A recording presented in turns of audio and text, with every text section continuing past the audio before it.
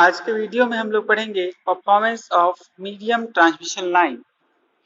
तो जैसे कि आपको पता है, जब शार्ट ट्रांसमिशन लाइन का जब कैलकुलेशन हम लोग करते हैं तो उस समय कैपेसिटेंस इफेक्ट है उसको नेग्लिजिबल माना जाता है, क्योंकि उसका लाइन लेंथ जो है वो कम होता है, लेस देन 50 किलोमीटर, और साथ ही साथ ऑपरेटिंग जो वोल्टेज है वो होता है लेस देन 20 केवी।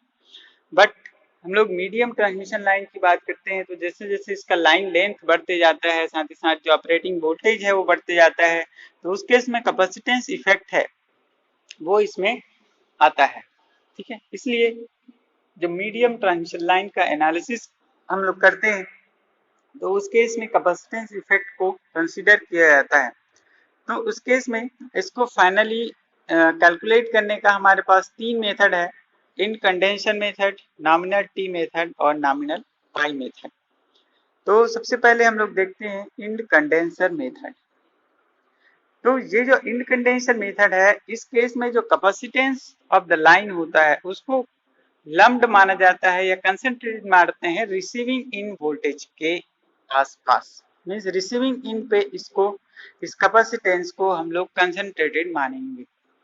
मीन्स इसका जब कैलकुलेशन करते हैं तो ये जो कैपेसिटेंस है इसको कहाँ पे लगाएंगे हम लोग? रिसीविंग इन पे। ठीक है, तो ये इसका इंड कंडेंसर मेथड है, ये इसका सर्किट डायग्राम है।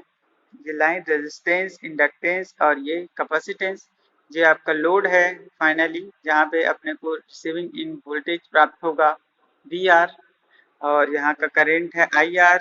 आई सी जो है इस कैपेसिटेंस के पास करंट है, आई एस जो है वो सेंडिंग इन करंट है, I R receiving end current है। ठीक है, ये लाइन रेजिस्टेंस है, ये लाइन रिएक्टेंस है एक्सेल, और ये है इसका कैपेसिटेंस जिसको हम लोग इंड कंडेंसर मेथड बोला गया है। मींस इसमें जो कैपेसिटेंस है इसको ट्रांसमिशन लाइन के रिसीविंग इन पे कंसंट्रेटेड मानते हैं और इसी के आधार पे इसका कैलकुलेशन करेंगे। ठीक है, तो ये इसका मुख्य सर्किट डायग्राम है। अब इसमें अपने को क्या करना है, फाइनली इसका इक्वेशन निकालना है। ठीक है, तो इक्वेशन कैसे निकालेंगे? ये जो है यहाँ पे आप एक लूप लगा दो, या फिर आप सीधा सीधा बोल सकते हो इसमें जो सेंडिंग इन वोल्टेज होगा वी एस, ये किसके इक्वल होगा? इसमें जो है पहले यहाँ पे लाइन रेजिस्टेंस है, इसके क्रॉस वोल्टेज ड्रॉप होगा, तो ये इसका लाइन करंट है आई एस इंटू रेजिस्टेंस इसका हो गया आर। ठीक है, तो ये वोल्टेज ड्रॉप हो गया, प्लस इसमें लाइन करंट आपका क्या है आई एस, और इसका रेजिस्टेंस की रिएक्टेंस की बात करेंगे तो एक्सएल, तो I S into X L, plus आपको जितना मिल रहा है यहाँ पे रिसीविंग इन पे वो मीन्स वी आर। ठीक है, तो ये इसका इक्वेशन बनेगा इसका वी एस का। ठीक है, तो इसको मैं फिर से क्लियरली लिख दे रहा हूँ, V S is equals to I S into R, है ना, ये resistance drop plus I S into X L, line reactance drop, plus आपको जितना रिसीविंग इन पे मिल रहा है वो। ठीक है, अब आप बोलेंगे कि ये जो है इसके क्रॉस जो वोल्टेज है और इसके क्रॉस जो वोल्टेज है, इन दोनों को क्यों नहीं लिखा गया, एक को क्यों लिखा गया? तो क्योंकि आपका पैरेलल सर्किट है ना, ये लोड और जो कैपेसिटर है ये दोनों पैरेलल में है, तो दोनों का वोल्टेज क्या होगा? सेम होगा। तो इसलिए केवल एक वोल्टेज को हम लोग कंसिडर किए हैं, है ना, क्योंकि दोनों का वोल्टेज तो सेम होगा। ठीक है, तो फाइनली ये इक्वेशन जो आपको मिल रहा है इसको ध्यान रखना है और इसी के आधार पे ही इसका फेजर रिप्रेजेंटेशन होगा। ठीक, अब नेक्स्ट चलते हैं इसका। अब देखिए, इसका जब हम लोग फेजर रिप्रेजेंटेशन पढ़ेंगे तो इसमें दो चीज आपको ध्यान रखना है। ठीक है, एक वोल्टेज का इक्वेशन और एक करंट का इक्वेशन। अब करंट का इक्वेशन क्या होगा? तो करंट का इक्वेशन आपको यहीं से ही पता चल जाएगा सर्किट डायग्राम से, जहां से आप देखेंगे तो जो आई एस है, सेंडिंग इन करंट है, वो किसके बराबर है? आई सी प्लस आई आर की, है ना। ये जो चूंकि आपका करंट है वो दो पार्ट में इधर डिवाइड हो रहा है, एक चार्जिंग करंट आई सी और ये आपका आई आर। मीन्स ये जो करंट जाएगा आई एस, ये किसके बराबर होगा? ये चार्जिंग करंट के प्लस ये आई आर के, है ना।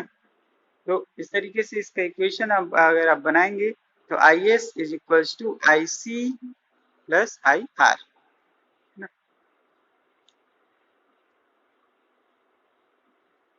तो ये इनकंडेंसर मेथड के लिए इक्वेशन बन गया। अब इस इक्वेशन के आधार पे आपको बनाना है फाइनली इसका फेजर डायग्राम ना। तो इसको थोड़ा बड़ा कर देता हूं मैं।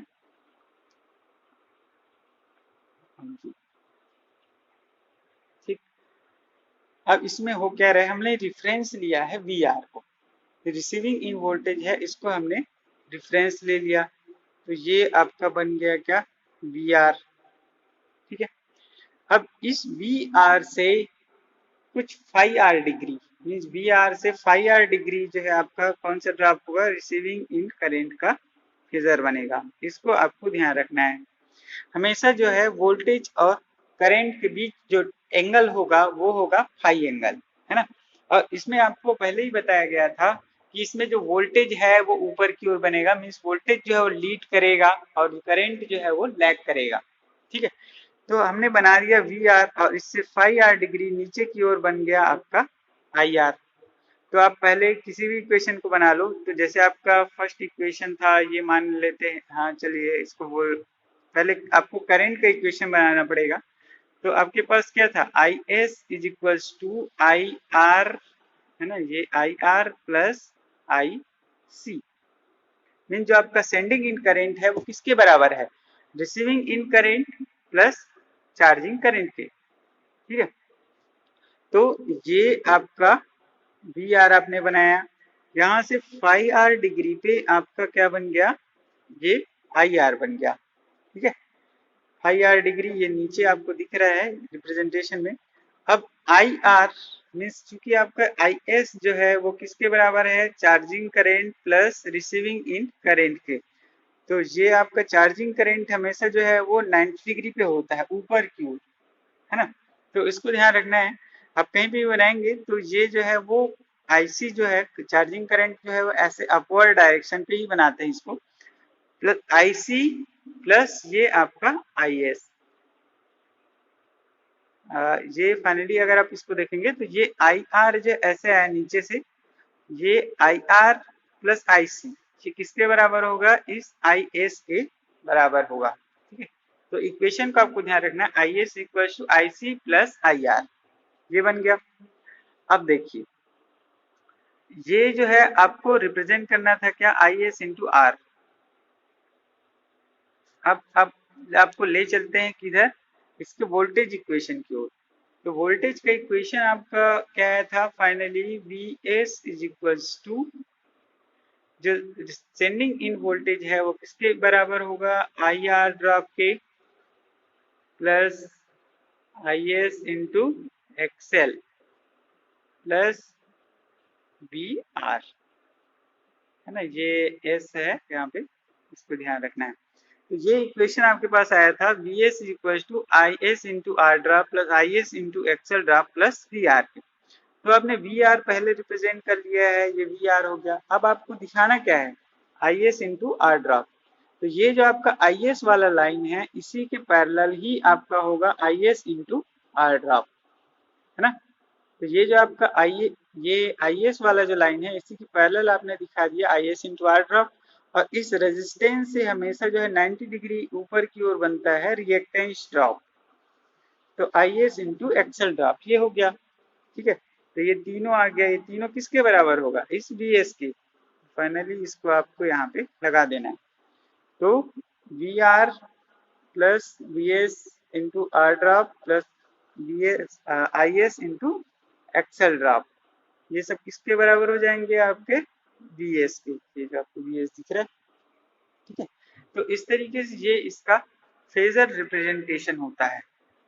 ठीक, अब इस फेजर डायग्राम के थ्रू ही इसका पूरा का पूरा एनालिसिस होता है सर्किट का, है ना। तो इसका फाइनल इक्वेशन आप देखेंगे तो V R is equal to V R plus J zero इसमें रिप्रेजेंट किया गया है, और I R equal to I R cos phi R minus J sine phi R. क्योंकि ये जो है इसको हम लोग जब फेजर रिप्रेजेंटेशन करते हैं तो I R equals to I R cos phi R minus J sine phi R, इस फॉर्म में इसको लिखते हैं। I C is equals to J V R divide by J V R omega C.